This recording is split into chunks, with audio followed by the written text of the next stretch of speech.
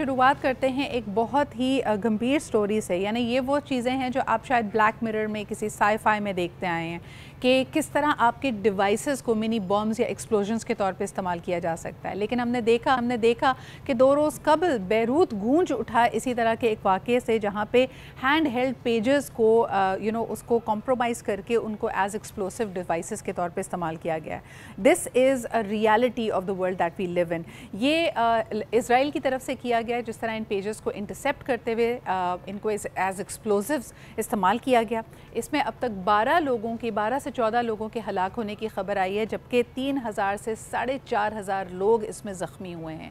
याद रखें कि अगर उनका जवाज़ ये है कि जी हिज़्बुल्लाह के ख़िलाफ़ ये ऑपरेशन था और हिज़्बुल्लाह को नुकसान पहुँचाना था, तो ये पेजेस का ब्रांड एक्सक्लूसिवली सिर्फ हिज़्बुल्लाह इस्तेमाल नहीं करता। एम्बेसडर जमील हमारे साथ मौजूद हैं। एम्बेसडर साहब, आपका क्या रद्द अमल है रिवायती तरीके और जो सिक्योरिटी के, यानी पहले ऐसा लगता था कि डिस्ट्रप्शन टेररिज्म की वजह से आई, लेकिन ये जो नया दौर है सप्लाई चेन धमाका पहला और इतनी इस नौयत का, इस पे आपका क्या रद्द अमल है? What was your reaction to it? नहीं, इसको दो पैराहों में देख लेते हैं। ये तो आपने टेक्निकल बात की ना, टेक्निकल पढ़ाई में भी देख लेते हैं इसका, लेकिन इसका जियोपॉलिटिकल मंजरनामे पर बड़े खतरनाक असरात पड़ सकते हैं। ईरान के एम्बेसडर भी शुनीद है कि जख्मी हुए हैं इसी हवाले से, क्योंकि पहले दिन तो पेजर पे धमाके किए गए और उसकी आपने रिपोर्ट भी दिखला दी अपने नाजरीन को, लेकिन उसके दूसरे दिन उन्होंने मोबाइल डिवाइसेस पर और इस पे लैपटॉप्स पर कम्युनिकेशन के बहुत सारे डिवाइसेस पर धमाके होना शुरू हो गए।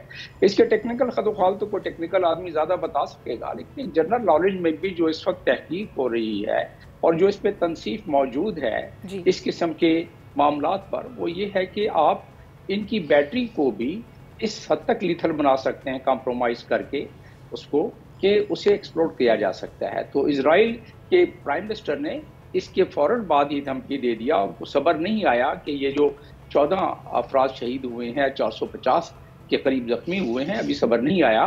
वो कहते हैं कि जी हमारे पास ऐसी टेक्नोलॉजी है कि आगे देखिए क्या होता है। इसका मतलब ये हुआ कि वो इशारा कर रहे हैं टेक्नोलॉजी पे आ जाते हैं, फिर वापस जियोपॉलिटिकल पे 3 मिनट के लिए आ जाएंगे। तो टेक्नोलॉजी के हिसाब से आजकल नैनो रोबोट्स इतने आगे हैं जिसको और जिसको इस्तेमाल करके बहुत सारे अस्करी अहदाफ हासिल किए जा सकते हैं। मच्छर जितना एक मच्छर नुमा नैनो रोबोट जाके इंसान को मार सकता है और वो प्रोग्रामिंग होती है, उस प्रोग्रामिंग के तहत उसी शख्स को काटेगा और उसी शख्स को मारेगा। इसका मतलब ये है कि इजराइल एक नया चैप्टर खोल रहा है और ये कोई इतनी बहुत बड़ी इसमें साइंस नहीं है। ममालिक बना सकते हैं, बहुत सारे ममालिक इसके केपेबल हैं कि वो बना सकते हैं। अगर ये रवायत पड़ गई तो दुनिया का कोई शख्स महफूज नहीं रह सकता।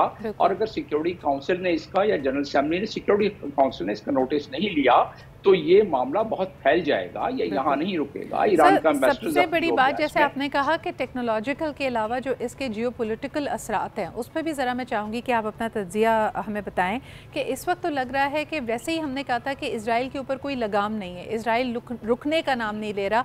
उसको लाख लोगों ने कहा कि ये जेनोसाइड, ये तकलीफ, ये इस तरह के हमले बंद किए जाए, they don't want to stop. और ये जो अब हालिया डेवलपमेंट है, क्या इसके बाद हम ये समझें कि ये पूरा खित्ता एक रीजनल वॉर की तरफ झोंका जा रहा है? देखिए, दे दिया ना इशारा इजरायली प्राइम मिनिस्टर ने। उससे बड़ी अथॉरिटी इजराइल में कौन सी है कि हमारे पास ज़राए हैं और भी हम हरकतें करेंगे ऐसी, और उसमें उसका उनका मकसद यही है कि हमले भी करेंगे और साथ में ये टेक्नोलॉजीज भी इस्तेमाल करेंगे।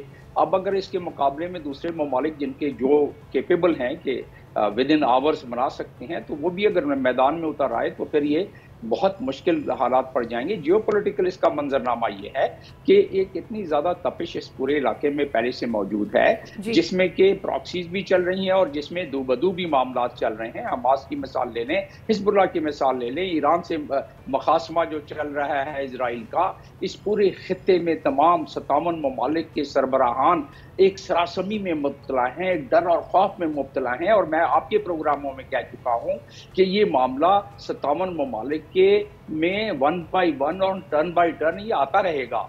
ये अगर हम शत्रुमुल्क की तरह आंख बंद करके बैठे रहेंगे और OIC के प्लेटफॉर्म से भी कुछ नहीं करेंगे, वैसे को भी कुछ नहीं करेंगे, तो फिर जिस तरह बेलगाम इजराइल हो गया है, और उसने क्या किया है कि अब तो हम सदर्न लेबनान में जब तक हम खुद नहीं चले जाएंगे उस वक्त तक हम हिजबुल्लाह को नहीं कर सकते, जेरबार नहीं कर सकते। अच्छा, एक बड़ी इंटरेस्टिंग चीज़ इसमें मैं आपसे डिस्कस करना चाहती हूँ। जमील साहब, मुझे बताइए कि MBS की जो स्टेटमेंट आई है कि no Israel ties without a Palestinian state, इसमें आप कितना वजन देखते हैं? नहीं, इसमें तो अब तो हालात ये है कि अगर कोई सरबराह ऐसी सूरत में अगर इसराइल के साथ फिंगे बढ़ाएगा, इब्राहिम अकॉर्ड का हिस्सा बनेगा, तो वहाँ के लोग एक बॉटम्स अप प्रेशर के जरिए कुर्सी से उतार के फेंक देंगे। तो ये पता है, और कुछ अरसा पहले MBS ने ये बताया था कि मुझे इंटरनली भी खतरात महसूस हो सकते हैं अगर ऐसे हालात हुए तो हर सरबराह को इस चीज़ का बड़ी अच्छी तरीके से इदराक है। जियोपॉलिटिकल मंजरनामे में रशिया भी खामोश नहीं बैठेगा, क्योंकि रशिया इस वक्त लेबनान में सपोर्ट दे रहा है और उसकी वजूहात हैं। उसका एक बहुत बड़े मंजरनामे पे काफ़ी वजूहात हैं कि यूक्रेन की पे से प्रेशर किस तरह कम करना चाहता है रशिया, और किस तरह वो चाहता है कि इंगेज रहे यहाँ, और साथ में ईरान की जो इन्वॉल्वमेंट तो खुद ब खुद हो गई। आप उसके सफ़ीर को इस टेक्नोलॉजी के जरिए जख्मी करने, तो ईरान की इन्वॉल्वमेंट जो बर्दाश्त किए बैठा था अब तक, तो वो तो मामला, और हिजबुल्लाह ने क्या दिया कि हम इसको रिवेंज लेंगे, हम इसको एवेंज करेंगे। तो इसका मतलब ये हुआ कि खित्ते में जो एक आंख मचोली चल रही है और जो हमें लारा लप्पा दिया जा रहा है अमेरिका की तरफ से कि पीस अकॉर्ड होने वाला है, और कोशिश हो रही है और जारी है, और उसी के साथ साथ कत्ल-ओ-आम भी जारी है। वेरी क्विकली 2 शॉर्ट क्वेश्चंस, मुझे आप बताइए कि क्या UN सिक्योरिटी काउंसिल इस वक्त ये नोटिस लेगी कि अगर ये हिजबुल्लाह के खिलाफ कार्रवाई थी भी, तो आम लोगों के पास, सिविलियंस के पास, ख़वातीन, बच्चे, डॉक्टर्स, स्टाफ, इनके पास भी तो ये पेजेस मौजूद थे। ये जो इंसानी जान का नुकसान हुआ है, क्या इसके लिए कोई रोकथाम की जाएगी? और फिर सबसे बढ़कर ये कि अमरीकी सदारती इलेक्शन से क्या उम्मीद लगाई जाए? क्या आपको लगता है कि दोनों जो फरीकैन हैं उनमें से उनके आने से, उनमें से एक के जीत जाने से कोई तफरीक है, कोई फ़र्क होगा अमेरिका की जो पॉलिसीज़ हैं इस खित्ते के हवाले से, और जो गैर मशरूत वो सपोर्ट दे रहा है इसराइल को? दोनों में से कोई पार्टी आ जाए अमेरिका में, उससे कोई फर्क नहीं पड़ेगा।